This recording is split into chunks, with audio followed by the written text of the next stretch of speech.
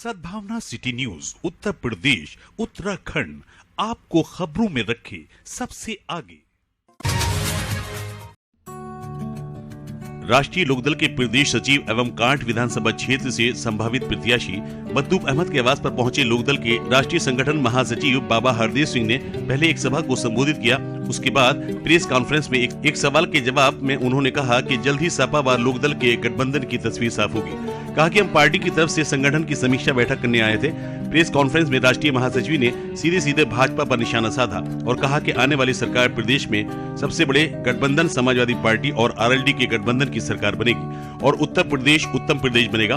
बेरोजगारों को रोजगार मिलेगा, किसानों को हक मिलेगा, भ्रष्टाचार मुक्त प्रदेश होगा।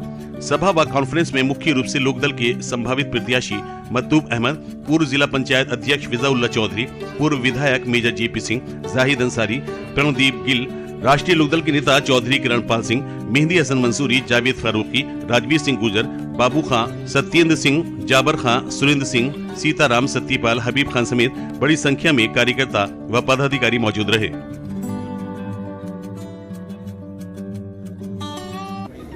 एक सिद्धांतों की आदल है, राष्ट्रीय चिंतन को जो मूर्त रूप देने का काम करता है वो राष्ट्रीय दल ने हमेशा दिया।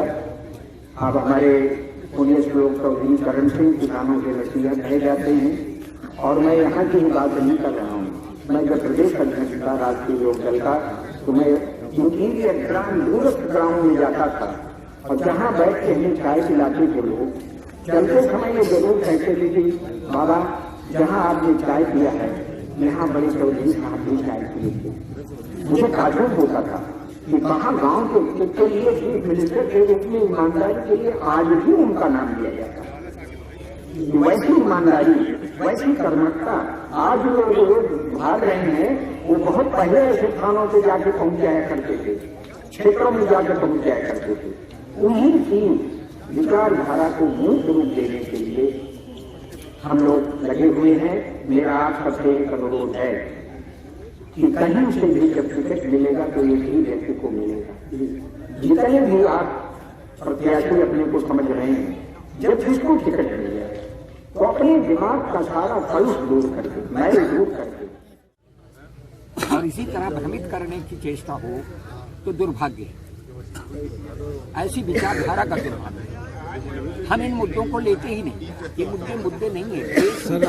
राष्ट्रीय लोकदल समाजवादी पार्टी की सरकार अगर आती है तो आप ये मुद्दे नहीं है। ये राष्ट्र चेतना के लिए मुद्दे नहीं है। ये राष्ट्र को एक करने के मुद्दे नहीं है।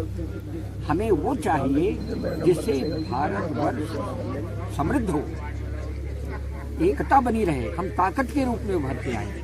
हम बंटवारा करते चले जा रहे हैं, हम हर चीजों में बंटवारा करते चले जा रहे हैं, हम खाइयां बांध रहे हैं। क्यों? हम उसको बांटने की कोशिश क्यों नहीं करते? और सशक्त राष्ट्र तभी बनेगा जब इस देश के रहने वाले हर वर्ग के लोग हर समानता के साथ एकजुट होकर राष्ट्रवादी गठन करेंगे। सर किसानों की उससे नुकसान जो था उसकी भरपाई हो गई, नुकसान नहीं होगा। नुकसान होने वाला तो बहुत बड़ा। एक उदाहरण मैं दे रहा हूँ। मान लीजिए कि एक गांव में 50 लोग अपनी बटाई कर देते थे खेत। अगर ये कारपोरेट घराने आए तो ये 2-2 बीघे 4-4 बीघे तो जोतेंगे नहीं। ये अपना एक है नहीं पूरा चक बनाएंगे 50 एकड़ का। जब मिल जाएगा और कभी वो अपना लेना चाहेगा तो भी हमारा खेत अलग कर लो। तो आज केवल अपनी डिमार्केशन कराने में नहीं, हदबंदी कराने में आदमी को कितना दूर भागना पड़ता है और उसमें तो मर जाएगा।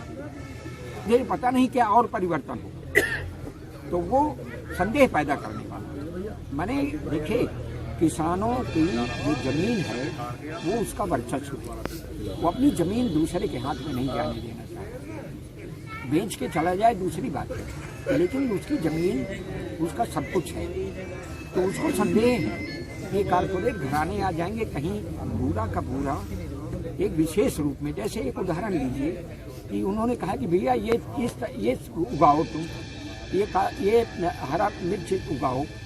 मिर्च तैयार हो गया, कहा तुम्हारी मिर्च की क्वालिटी बड़ी खराब है, हम रेट नहीं देंगे भाई, हम नहीं लेंगे। अब वो तो गया काम से। आप किस चीज़ को करोगे? कौन सा अन्न ज्यादा उत्पादन करोगे? कुछ लोगों ने कहा फला अन्न कर दो, फला आम का क्यों नहीं करते हो, आम की कीमत बहुत मिलती है। तो ये हुआ कि अगर आम इफरात हो जाए तो आम की कीमत कम हो जाएगी।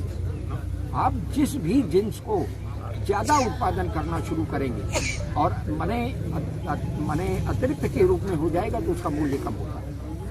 डिमांड कम है, आपकी लाइन पर जो आप खर्च कर रहे हो वो समाप्त होगा आपका। इस छोटी सी बात को क्यों नहीं समझ रहे हैं? और एग्रो बेस्ड इंडस्ट्री आप शहर में लगा रहे हो, गांव में क्यों नहीं, जहां काम उपलब्ध है सब कुछ। वो आदमी या तो रॉ मटेरियल बेचे या कहे कि हम प्रोसेसिंग करके देंगे।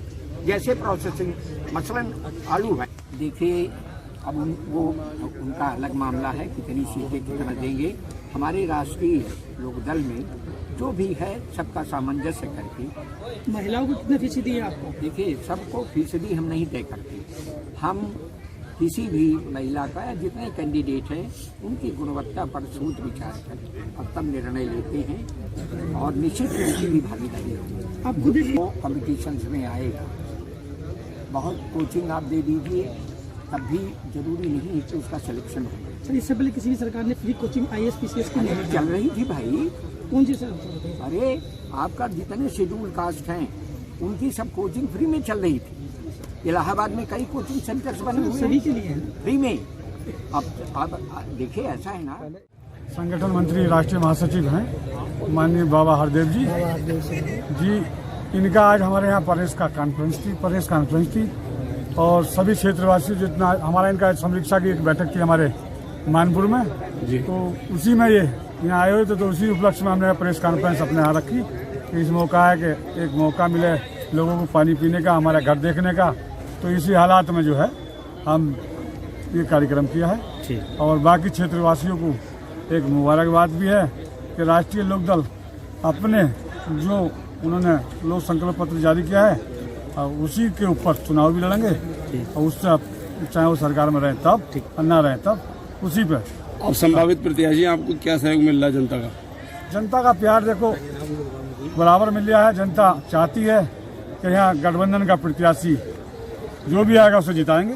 यही नहीं कि वो मुझे चाह रही है, जो भी होगा उसे जिताने के लिए सच्चाई बिल्कुल ये है कि जो भी कैंडिडेट जिसे भी पार्टी के राष्ट्रीय अध्यक्ष सम्मान देंगे उसी के साथ पार्टी कार्यकर्ता हम लोग सिपाही हैं, वो जिसके कंधे पर हाथ धर देंगे उसे ही हम वो हमारे पर रख देंगे तो हमारे सब साथी रखेंगे और जो लोग दूसरों के पर रखेंगे उसे भी सपोर्ट करेंगे।